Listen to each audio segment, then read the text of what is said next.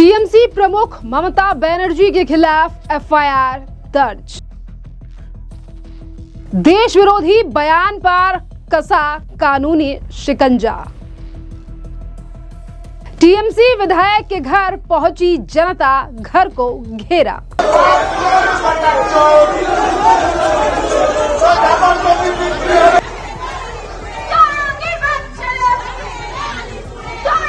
पश्चिम बंगाल में एक बार फिर से विवादों की रानी और राज्य की पूर्व मुख्यमंत्री ममता बनर्जी सुर्खियों में हैं और इस बार राष्ट्र विरोधी बयानों का आरोप ममता बनर्जी के ऊपर लगा है, जिसको लेकर अब लगातार ममता बनर्जी की मुश्किलें खड़ी हो रही हैं।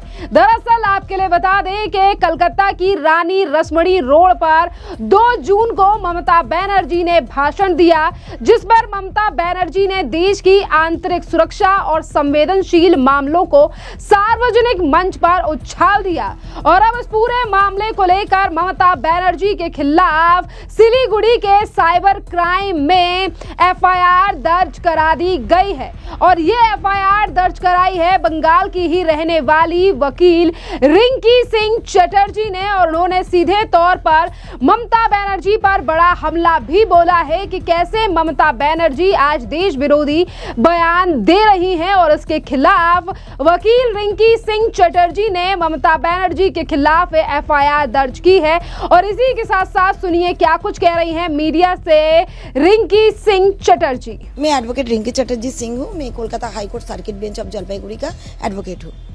मैम, आपने ममता बनर्जी के खिलाफ मामला किया, क्या है विषय, किस पे किया है बताइए। मैं एक former minister, chief minister Mamata Banerjee के ऊपर एक कल जीडी की हूँ, उसको एफआईआर में तब्दील होने में 2-3 दिन लगेगा।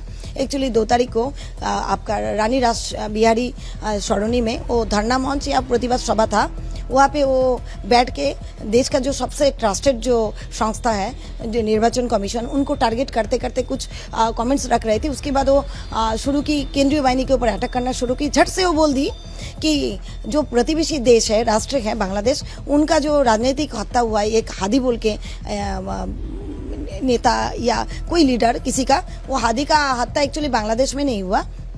हादी का हत्या स्वराष्ट्र मंत्रालय का दफ्तर से निर्देश से हुआ है।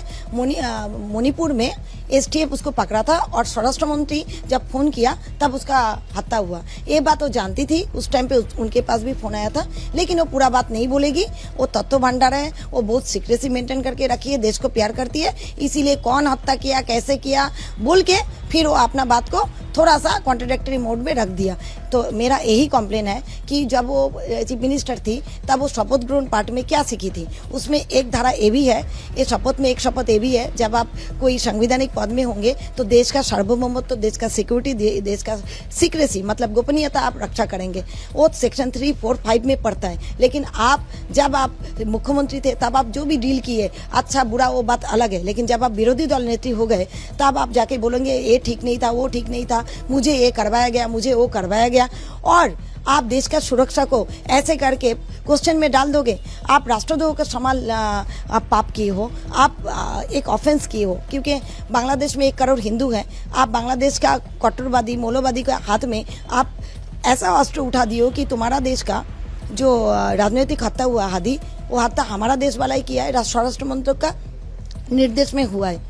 तो वो लोग क्या बैठा रहेगा? वो लोग उधर का हिंदू लोगों के ऊपर प्रतिशोध उठाएगा, जबकि बांग्लादेश सरकार और भारत मंत्रक कोई भी क्लेम नहीं किया कि ये हत्या जो हुआ है ये भारत ने किया है या बांग्लादेश से कोई किया है। हादी का फैमिली सिर्फ बोला है कि बांग्लादेश में ही किया है, उसका आपस का गुटों में किया है। तो ऑन बिहाफ ऑफ देम वो कैसे बोल सकती है कि स्वराष्ट्र मंत्रालय ये हत्या किया है? एक पब्लिक डोमेन में आप बैठ के आप पॉलिटिकल ऐसा मंतव्य रख रहे हो कि पूरा विश्व दरबार में आप भारत का हेड डाउन कर रहे हो।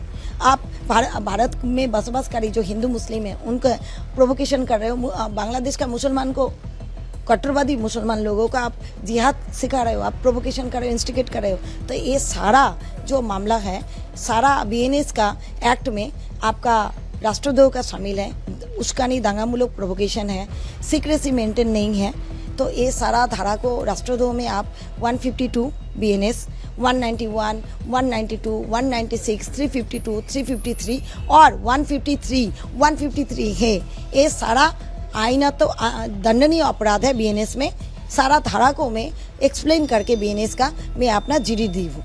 मैम लॉ क्या कहता है, कोई भी आम आदमी या इंडियन सिटीजन या कोई भी आदमी या भले ही वो चीफ मिनिस्टर हो तब की चीफ मिनिस्टर हो, ऐसा कुछ वर्ड्स या ऐसी कोई बात कह सकता है जिसमें जैसे आपने कहा देश की अखंडता को आघात ठेस पहुंचता है या दूसरे मुल्क से रिलेशन की बात आता है, क्या लगता है ये क्या संभव है कहना, कोई कह सकता है राइट्स टू एक्ट के हिसाब से? देखिए, कोई भी देश का हेड डाउन नहीं कर सकता, देश का निरापत्ता और सुरक्षित करके कोई मंतव्य नहीं कर सकता है। लेकिन यहाँ एक चीफ मिनिस्टर का बात इसीलिए हो रहा है, वो रेल मंत्री भी थी।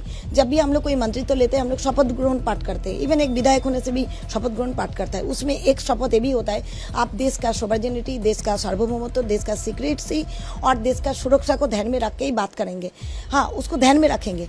आप जब फॉर्मर चीफ मिनिस्टर थे, आप जो भी कुछ किए हैं, अगर स्वराष्ट्र मंत्री के साथ आप कुछ किए भी है, उसका साथ झूठ में हम नहीं जाएंगे।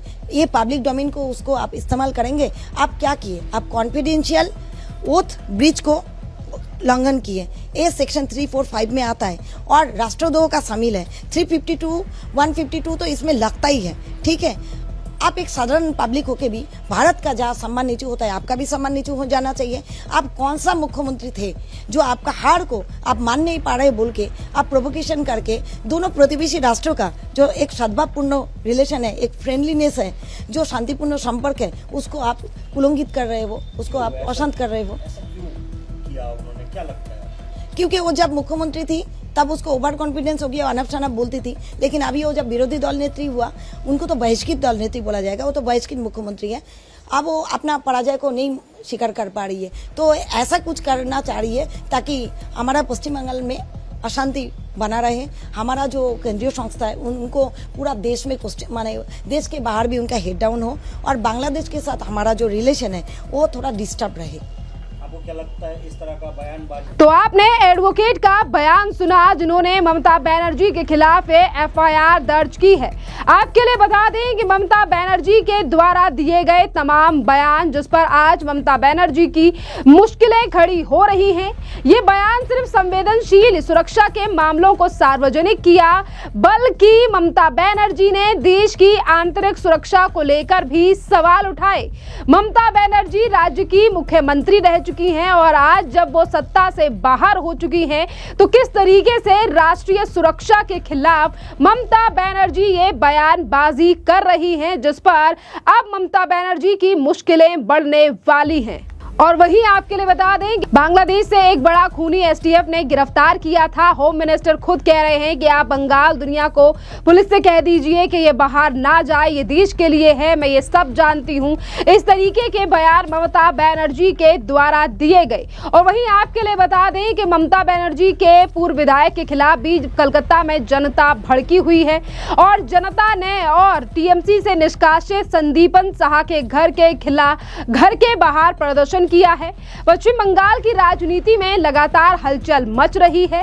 टीएमसी से निष्कासित नेता संदीपन साहा के खिलाफ कलकत्ता में बहुत बड़ा प्रदर्शन हुआ, जिसमें भारतीय जनता पार्टी के कार्यकर्ता और बंगाल की जनता ने बड़ी संख्या में संदीपन साहा के घर के बाहर जोरदार नारेबाजी की है और प्रदर्शन किया है कि किस तरीके से आज संदीप साहा के द्वारा बयान दिए जा रहे हैं।